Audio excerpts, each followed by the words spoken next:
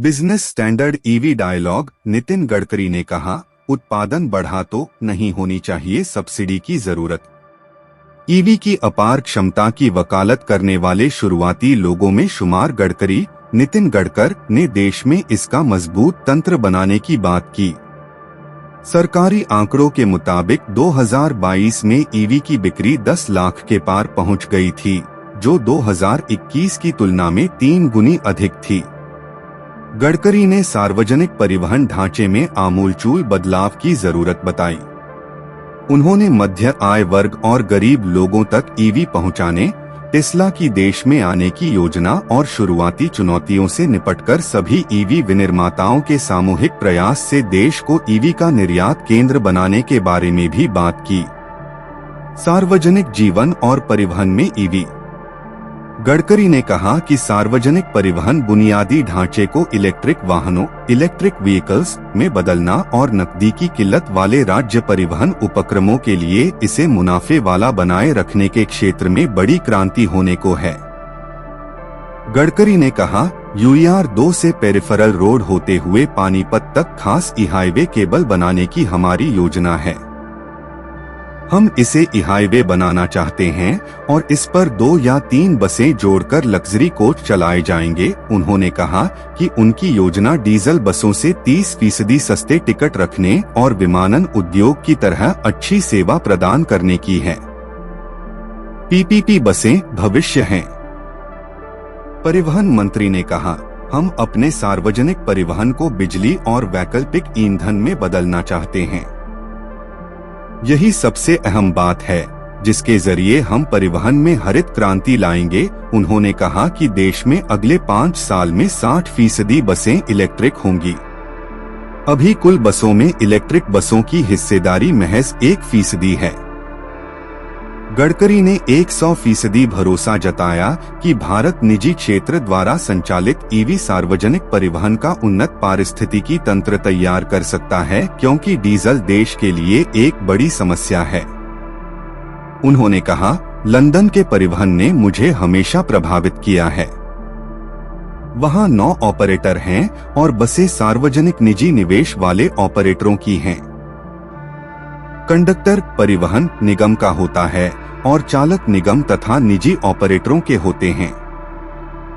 उन्होंने कहा कि साझा मोबिलिटी कार्ड और प्रवेश द्वारों पर कैमरे लगाकर तथा ई-टिकटिंग प्रणाली अपनाकर राज्य परिवहन उपक्रमों का घाटा कम किया जा सकता है।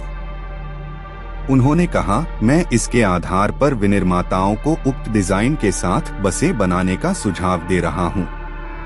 मुझे लगता है कि ऐसा होने पर हमारे राज्य परिवहनों के लाभ में होने की 100% संभावना होगी।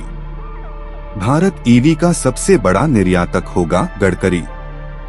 गडकरी ने कहा कि भारत आने वाले समय में दुनिया का सबसे बड़ा ईवी निर्यातक होगा। घरेलू बाजार में बड़े पैमाने पर उत्पादन किए जाने से लागत भी घट जाएगी। इससे भारत को लागत के मामले में प्रतिस्पर्धी बनते हुए अपनी क्षमता निर्यात बाजार में भुनाने में भी मदद मिलेगी। गडकरी ने कहा, मेरे पास उपलब्ध जानकारी के हिसाब से इलेक्ट्रिक स्कूटर, ऑटो रिक्शा, ई-कार या ई-बस की लागत दुनिया में सबसे कम यही है, मगर गुणवत्ता के लिहाज से हम बहुत अच्छे हैं।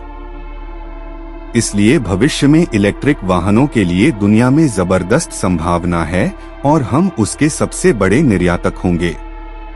भारत आएगी टेस्ला। इलॉन मस्क के स्वामित्व वाली दुनिया की अग्रणी ईवी कंपनी टेस्ला भारतीय बाजार में उतरने की संभावनाएं तलाश रही है।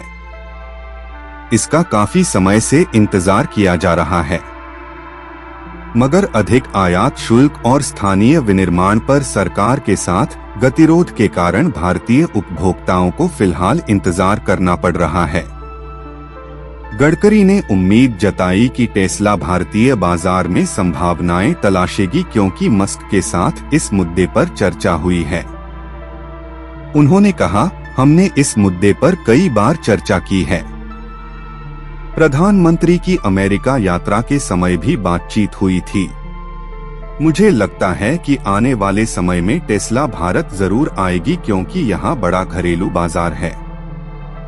भारतीय बाजार में उतरना दोनों पक्षों के लिए फायदेमंद साबित होगा। मंत्री के साथ बातचीत से पहले 2 अलग अलग पैनल चर्चा हुई। चर्चा के विषय थे उभरते मगर दमदार ईवी क्षेत्र के लिए आगे की राह और ईवी विनिर्माण में आत्मनिर्भरता। पहले सत्र में हीरो इलेक्ट्रिक के प्रबंध निदेशक नवीन मुंजाल जैसे उद्योग के दिग्गज ने ईवी सब्सिडी के भविष्य पर चिंता जताई। उन्होंने सब्सिडी के दायरे को केवल सार्वजनिक परिवहन तक सीमित करने की आवश्यकता पर जोर दिया। इसके अलावा मारुति सुजुकी जैसी अग्रणी कंपनियों द्वारा भारत से ईवी के निर्यात की योजना पर भी चर्चा हुई।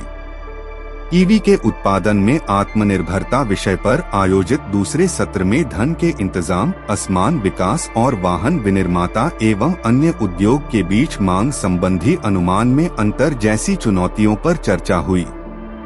गडकरी ने कल एक कार्यक्रम में कहा कि मैं हमेशा मजाक में कहता हूं कि चाहे किसी भी पार्टी की सरकार हो, एक चीज तो तय है कि जो काम करता है उसे सम्मान नहीं मिलता है, साथ ही जो बुरा काम करता है उसे कभी सजा भी नहीं मिलती है। उन्होंने साथ ही कहा कि विचारधारा में आ रही गिरावट भी लोकतंत्र के लिए अच्छा नहीं है। लोकसभा चुनाव में नहीं लगवाऊंगा पोस्टर, बैनर। पिछले साल केंद्रीय सड़क और परिवहन मंत्री नितिन गडकरी ने बड़ा बयान दिया था। उन्होंने कहा था कि इस बार वो अपनी लोकसभा चुनाव के लिए पोस्टर बैनर नहीं लगवाएंगे, न ही किसी को चाय पानी पिलवाएंगे। गडकरी ने कहा था कि जिसको वोट देना होगा वो खुद आकर देगा, जिसको नहीं देना है वो नहीं देगा। एक बार कहा था, सोचता हूँ राजनीति छोड़ देनी चाहिए। 2022 में गडकरी ने एक कार्यक्रम में कहा था कि राजनीति सिर्फ सत्ता के लिए ही की जा रही है। उन्होंने तब कहा था कि कभी कभी सोचता हूँ कि मुझे राजनीति छोड़ देनी चाहिए। गडकरी ने कहा था कि राजनीति के अलावा जिंदगी में कई चीजें हैं जो की जानी चाहिए।